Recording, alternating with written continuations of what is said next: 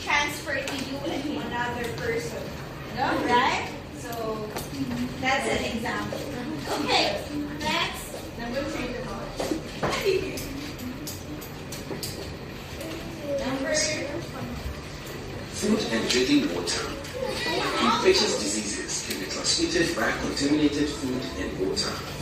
E. coli is often through improperly handled produce or uncooked meat.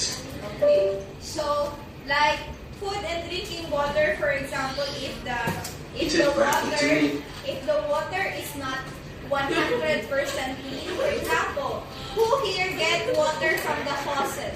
From the water faucet there.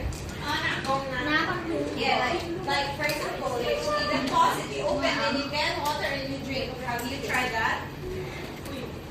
Have you tried that? What does the water taste? A lot. Really? Really? If you drink water from the faucet and drink water from, let's say, from someone who delivered the water, which one tastes better? The water from the faucet or the water from someone who delivered it, like the mineral water?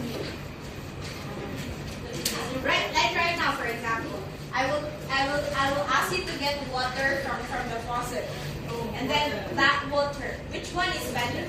That's water. That one, right, in the bottle. Why? Why do you think? Safety. Huh?